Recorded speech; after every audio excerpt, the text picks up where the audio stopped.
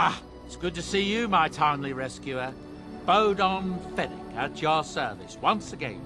I saw your camp and thought to myself, what safer place to rest for the evening than in the camp of a Grey Warden? I'm perfectly willing to offer you a fine discount for the inconvenience of our presence. How does that sound? Good? Yes? I can see why you might be suspicious, being a Grey Warden and all. Were I in your shoes, I would feel the same way.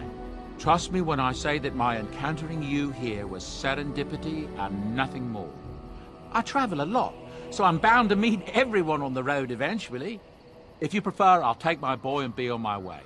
But regretfully, you're the safest spot on this road, without a doubt. Anything, everything, but all of the finest quality. No cheap trinkets here. And my boy Sandal happens to be a bit of a hand with enchantments. Oh, yes. Sadly, it also makes us a target for bandits and the like. If there were spare hands to hire as guards, I would have done so long ago. Wonderful. Thank the kind lady, won't you, boy? Thank you, kind lady. We won't be a bother to you and your companions, I assure you. If you should need enchantments, simply talk to my boy. Otherwise, come speak with me. Hello. The boy's a bit simple, but he's rather good with enchantments. One of those tranquil fellas actually called him a... what was he now? A savant. I had no idea such a thing existed. He can fold lyrium into almost any weapon or piece of armor, though naturally some of the more extravagant materials will take more lyrium than others. It's a process that some of the master smiths back in Orzammar will perform, but my boy here is just as adept at it. Isn't that right, boy? Enchantment! And there you have it. Enchantment! I await your command. So, full of questions, are you? Why do you ask me such questions? I do not probe you for pointless information, do I?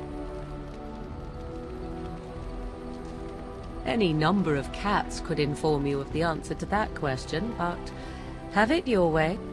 What is it you asked? If I grew up in the wilds? A curious question. Where else would you picture me? For many years it was simply Flemeth and I. The wilds and its creatures were more real to me than Flemeth's tales of the world of man. In time I grew curious. I left the wilds to explore what lay beyond, never for long. Brief forays into a civilized wilderness. Would you not do the same? Your world is an unforgiving and cold place. The wilds I hail from is home to me, and I a natural denizen. For all that I had been taught, however, the truth of the civilized lands proved to be overwhelming. I was unfamiliar with so much. So confident and bold was I, yet there was much that Flemeth could never have prepared me for. Equal parts daring and foolhardy, perhaps. Only once was I accused of being a witch of the wilds, and that by a chastened who happened to be traveling with a merchant caravan. He pointed and gasped, and began shouting in his strange language, and most assumed he was casting some curse upon me. I acted the terrified girl, and naturally, he was arrested. Who cares? As I recall, he was executed. The point being that I was able to move through human lands fairly easily. Whatever humans think a witch of the wild looks like, 'tis not I. Not that I did not have trouble. There are things about human society which have always puzzled me, such as the touching. Why all the touching for a simple greeting? To begin with, yes. What is the point of touching my hand? I find it an offensive intrusion.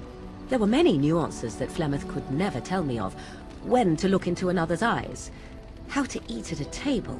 How to bargain without offending. None of these things I knew. I still do not understand it all, truth be told, but then I gave up long ago any hope of doing so. When I returned to the wilds last, I swore to Flemeth that I had no intention of leaving again. Yes? Let's ignore the entire Darkspawn threat and the presence of a simpleton as your only other Grey Warden ally, then. Not that I lack appreciation for the intent of your comment. Thank you. Well, let's get on with it before the ground opens up and swallows us, yes? Why are we stopping? There are darkspawn to be fought. Is this delay needful? I am Kunari. I have given my word to aid you. We are not people of idle promises. For the moment, you are the enemy of my enemy. Yes, I am Kunari. As long as you do not make yourself my enemy, I will aid you. I can promise nothing else. I am. Decide. I am a Sten of the Beresad. I did not choose to be who I am any more than you did.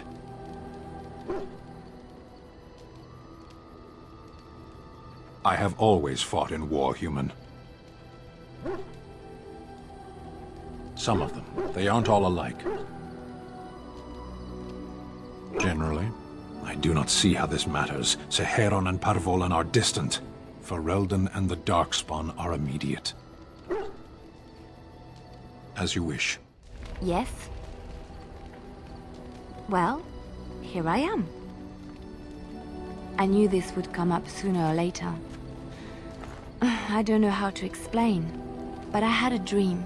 In it, there was an impenetrable darkness. It was so dense, so real. And there was a noise, a terrible, ungodly noise.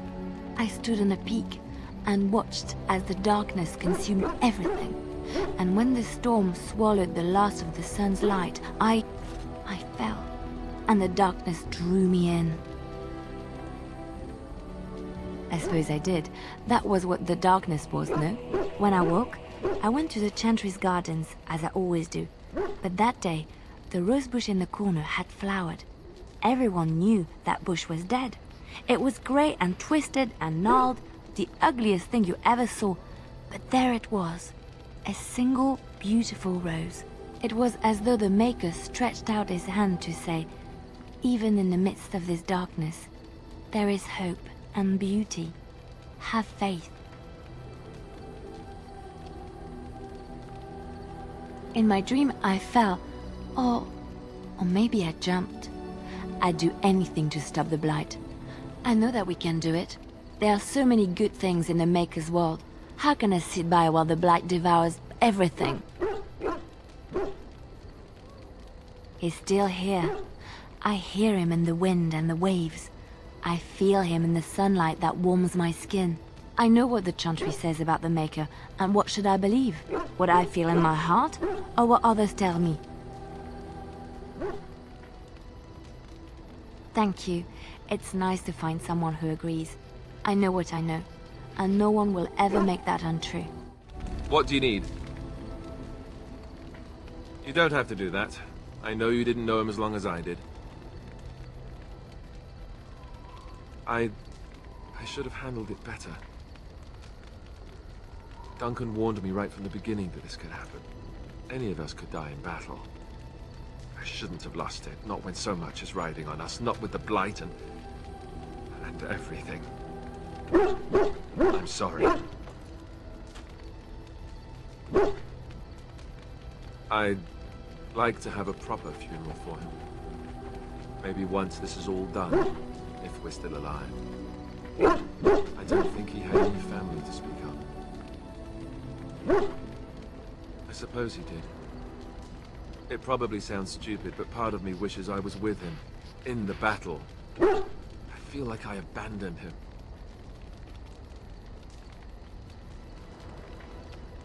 Yes, I know. I think he came from High Ever, or so he said. Maybe I'll go up there sometime.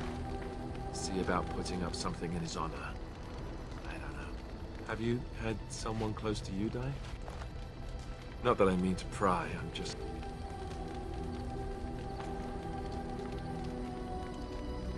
Oh, of course. How stupid of me to forget. Here I am going on and on about Duncan, and you... I am so sorry.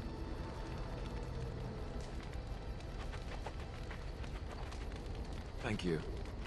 Really, I mean it. It was good to talk about it, at least a little. What do you need? Ask away. Oh, did I say that? I meant that dogs raised me. Giant slobbering dogs from the Anderfells. A whole pack of them, in fact. Well, they were flying dogs, you see. Surprisingly strict parents, too. And devout Andrastians to boot.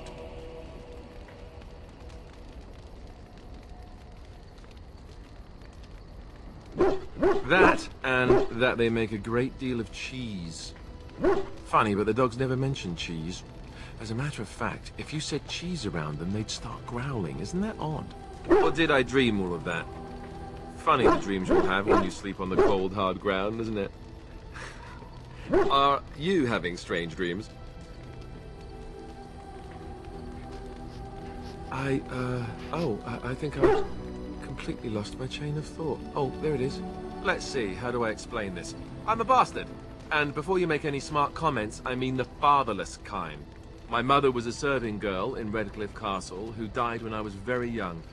Arleman wasn't my father, but he took me in anyhow and put a roof over my head.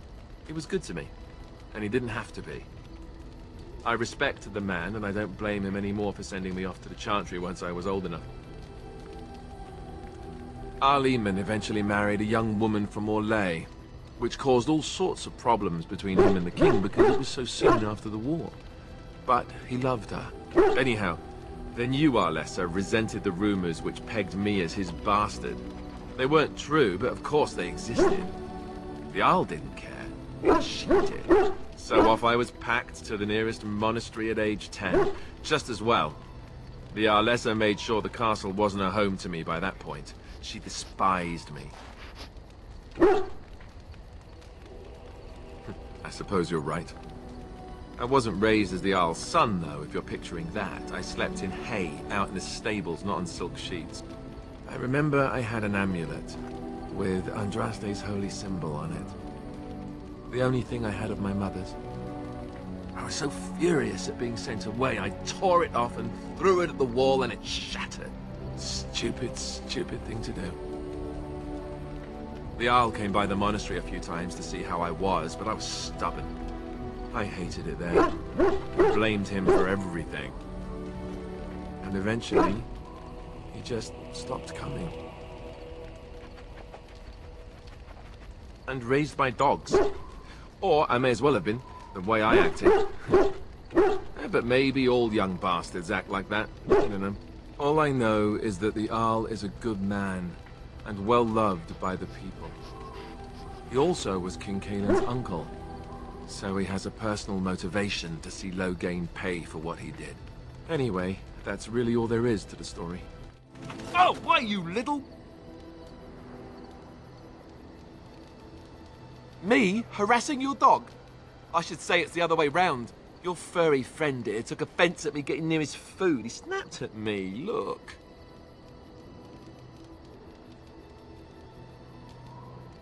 Don't you think I don't know it?